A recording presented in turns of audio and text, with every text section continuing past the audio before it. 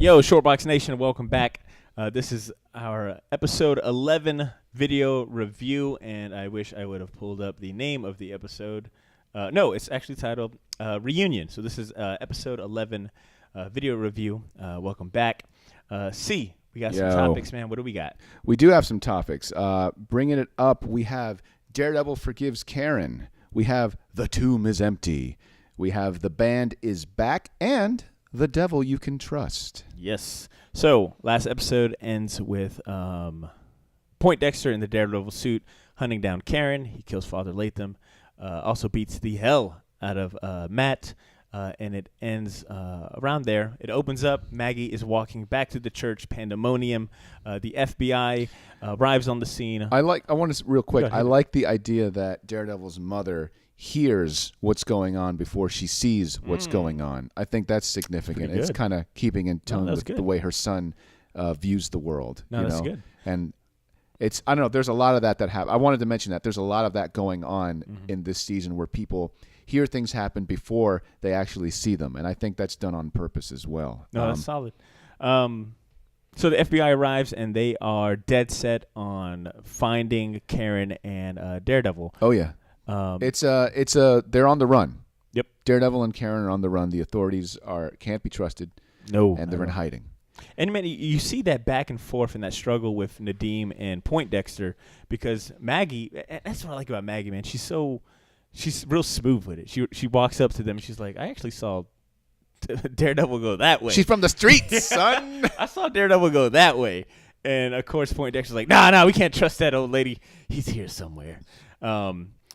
And so Matt, I was going to say, you were talking about some of the religious imagery before about Matt and Karen, and in this scene. Yep. When we were watching it, you told me that, it's almost like he's forgiving her because she tells him all the stuff. Like they're both having heart to heart. And only after they come out of that tomb they were hiding in, which I'm sure you could talk about that imagery there too. Yeah, I mean, that's straight out of Born Again too, where Matt and Karen both have this sort of they're both talking to each other and they're both being real with each other, and Matt doesn't judge her. He's just like, man, we're both in a hard time. Look, I can't do or say anything about judgment. Give me a hug, fam. We're good. Like that's something that's pretty neat. Like it was cool to see that in live action. I mean, we're gonna say that a lot. That it's like, oh, it's nice. It's cool to see it in real life, man, because it's all we see it is in in panel form. Small little boxes that tell these stories. And I like the framing in a lot of this episode, and a few that come to mind is Daredevil walks by that picture of Jesus, and it's the first time we kind of see him do anything religious. He does the. It's starting to. His faith is coming back. Yeah. Yes. He literally comes out of a tomb, kind of renewed, reborn, if you will. Right. That's definitely religious imagery there. The tomb being empty. And while Karen is talking, sharing all of this and being honest with Matt, she's standing right by an angel statue, you know, which we've kind of mentioned, Matt's extension as his friends, them playing his kind of guardian angel. He's always been their guardian angel, and now they're kind of looking out for his soul. Solid. Yeah, really good point, man. So we talked about the forgiveness, the tomb is empty. The band, dude. We get to see the band starting to come back together. Yes. So Foggy, Karen and Matt lead Foggy to, they meet up, and Foggy, man, once again, he steps up. He's not afraid to speak his mind and be that a moral compass for Matt, because he talks about, the law. He brings up the law, which is a part, like you mentioned, a fragment of Matt, in human form. And we see Matt kind of struggling with accepting. It's his faith he's having a problem with, because Foggy actually says, remember, he's like, I have faith in the system. I have faith in the law. Something you used to have. Yes. And Foggy's basically like, look, dude, wake up. Knock it off. Yeah. Like, we'll help you out, but you gotta meet us halfway, man. Yeah. He forces Matt to, revisit his morals and one of his first loves, of the law, which you could kind of argue maybe his first true love or whatnot. But I want to take a step back because the only reason Karen has the ability to meet up with Foggy is because Nadeem did the right thing. We have that kind of epic moment where the FBI or Foggy shows up to church. He surrenders Karen for him, and we have that scene where the FBI and Poindexter mainly is very adamant. He was hot. This is our scene. What part of federal investigation do you not understand? But then our boy, Detective Mahone, Brett Mahoney, rolls up in there like he's Mahone like, is not for the shits. Dude, he was like, she was like, she surrendered, and under state law, she's under our custody. Yes. Oh. I love Detective Mahone, man. And man, it's that dude that plays Poindexter so good. You could just see that seething. Oh, crazy! Hell, he was about to smoke, dude. He was about to smoke him right there in front of everybody, like no care whatsoever. Yes, he's so pissed that he actually walks into that alley and ends up killing those two dudes for no reason. That dude's just fucking psycho, man. Oh my god. So oh my god.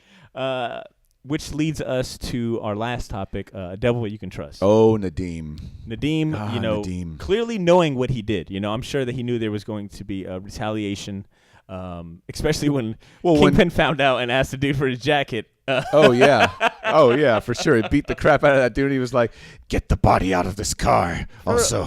What type? Kingpin should have given that Lyft driver 5 stars. Yeah. Yeah, can you imagine? You're the Uber driver in New York. You pick up the Kingpin. He's like, bro, I didn't see anything. Exactly. Man. So Nadeem, knowing what happens, runs home, tries to pack up his family. Well, because Poindexter's like, you messed up, Nadeem. Mm-hmm. No, he goes, you messed up, Ray. You messed up.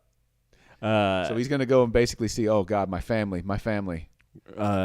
Gets home, a bunch of hitmen show up, and Nadeem's holding his own. But fortunately, Matt, convinced by Foggy, shows up, saves his life, and does something I did not see coming at all. Reveals his identity. Yeah. What does he say to him? He's like, all trust or he said, no more secrets or something. Yeah. He said something. So the only reason that he's doing it is because they met up on the roof, and that was the plan. Is like, we need somebody with nothing to lose. Mm-hmm. And Matt's like, no, we need somebody with everything to lose. So he goes there, and he's like, it's time that. What did he say? I can't remember, but it was something to the effect of, it's time that, we basically, he gives up his secret identity, All trust, it's like, look, he's like, you can trust me, and here's how, I'm putting my life in your hands now, just like you should put your life in mine.